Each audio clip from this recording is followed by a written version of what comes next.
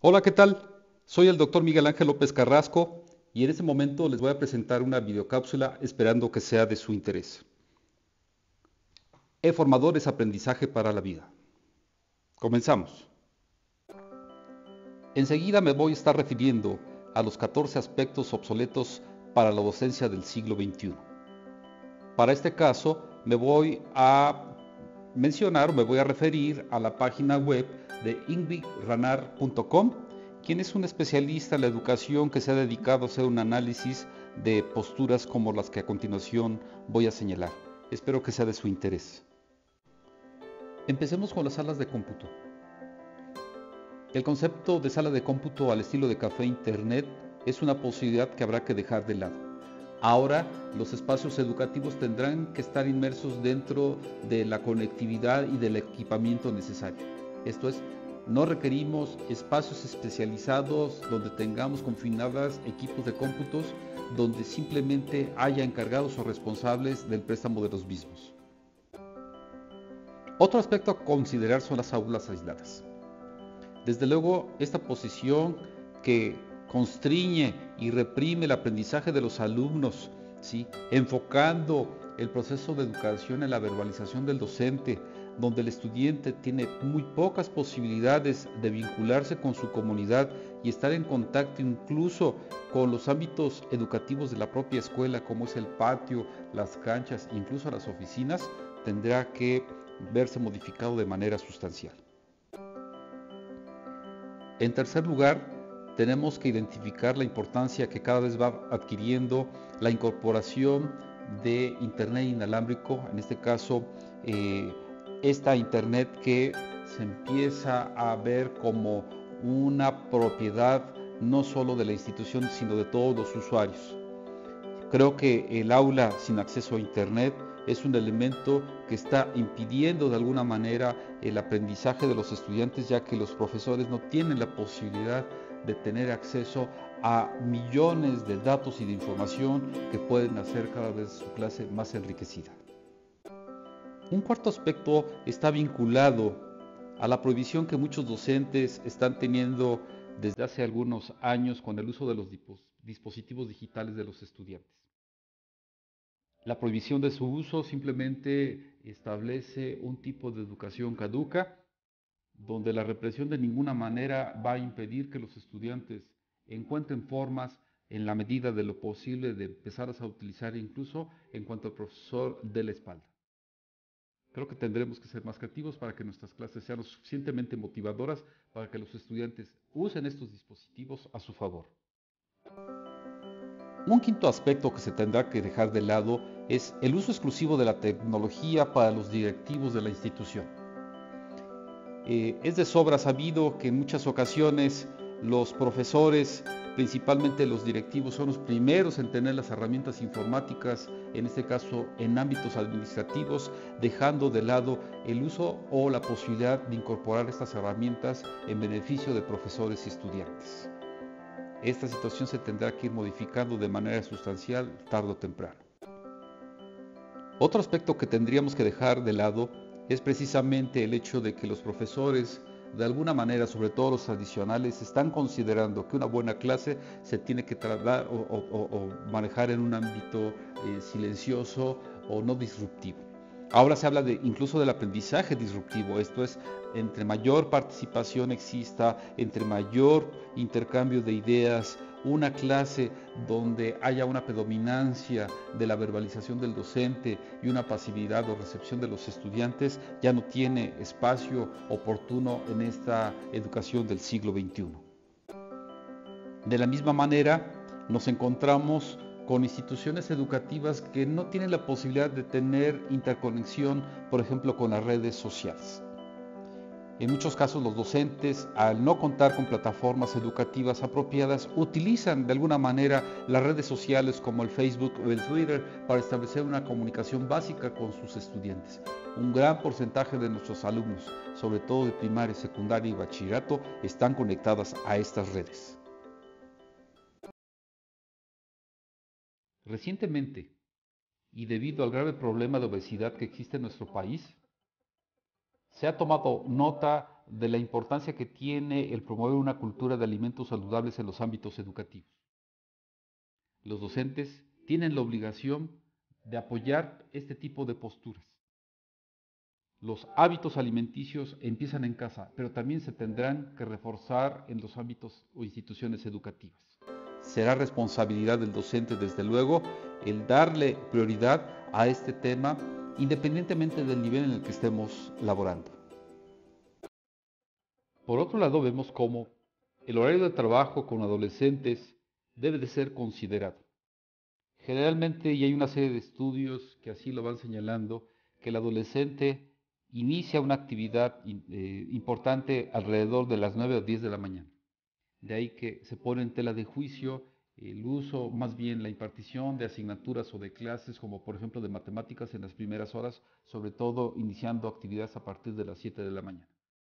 Esto se ha cuestionado y no hay un punto que nos afirme que esta postura o esta práctica sea benéfica para los estudiantes, principalmente adolescentes.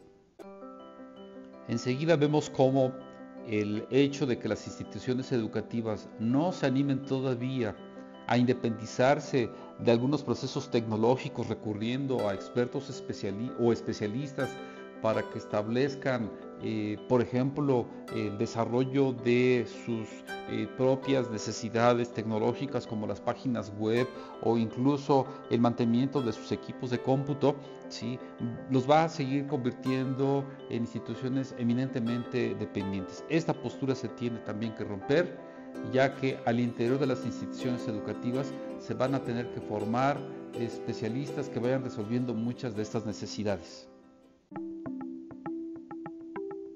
El caso de las bibliotecas tradicionales también es otro punto relevante a considerar. Estas posturas donde encajonamos una serie de libros, ¿sí?, para que los pongamos a disposición de los estudiantes, pues nos hablan de un desconocimiento donde ahora la presencia, por ejemplo, de las tabletas electrónicas, pues tiene una serie de elementos fundamentales, porque entonces el estudiante de alguna forma puede adquirir mucho material bibliográfico a través de las descargas que puede hacer en sus dispositivos o tabletas. También los teléfonos celulares incluso nos pueden aportar un gran apoyo. El concepto de biblioteca se tiene que modificar también de forma sustancial. Por otro lado, vemos cómo el uso de los recursos dentro del salón de clase junto con el mobiliario es otro tema a tratar. La pregunta es, ¿por qué solo un pizarrón y dos o tres, por ejemplo? ¿Por qué un cañón y no dos, por ejemplo? ¿Sí? ¿Por qué los pupitres enfocados simplemente hacia donde está el profesor y no en una herradura o en pares o en equipos o en triadas, o simplemente colocándolos alrededor del aula dependiendo de las necesidades que tengamos? Esta postura encajonante, ¿sí?, de alguna manera ha sido limitante durante décadas de la formación de los estudiantes. Ahora se reconoce que el salón de clase amplía su espectro de intervención, de ahí que de alguna forma tendríamos que invitar a nuestros alumnos a salir del aula, ¿sí?, liberarlos y reconocer que muchas de las actividades educativas tienen viabilidad fuera del aula. Esta postura y esta posición cada vez es más aceptable si queremos verdaderamente generar lo que se conoce como aprendizaje experiencial o aprendizaje situado. La heterogeneidad de alguna forma es la clave.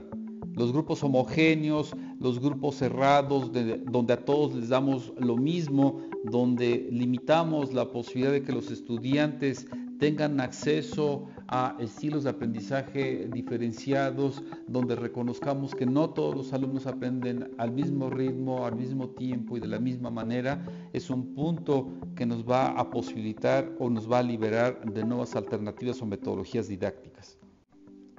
Por otro lado, la impartición de materias aisladas es otro punto que habría que dejar de lado.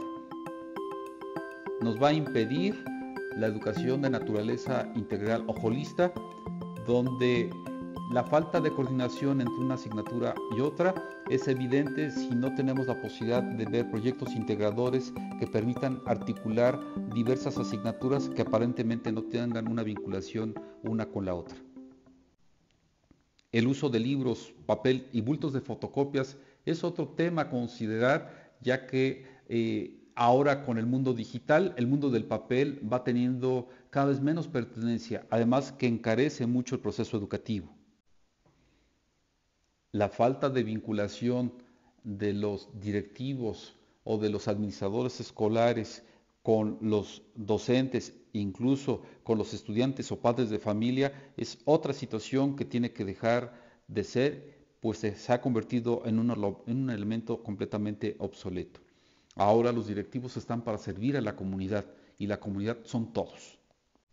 Los espacios arquitectónicos obsoletos pues son el firme reflejo de lo que ha estado aconteciendo en los últimos 50 o 60 años. Si volteamos hacia atrás, por lo menos en nuestro caso en México, las aulas educativas, sobre todo de tipo público, no han tenido un cambio sustancial, por lo cual se requiere revisar su diseño arquitectónico.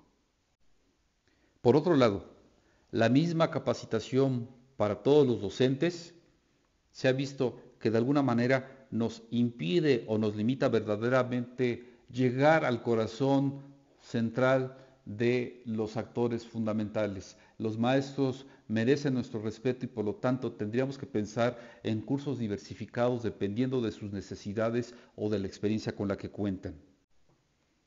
El proceso de evaluación tendrá que ser revisado.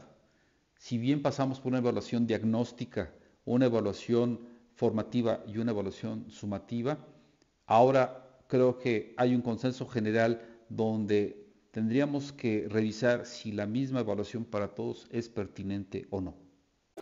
Con esto, espero que el análisis de estos 14 aspectos nos ponga a hacer una reflexión importante acerca de los cambios y transformaciones que la educación innovadora y transformadora del siglo XXI es requerida al día de hoy.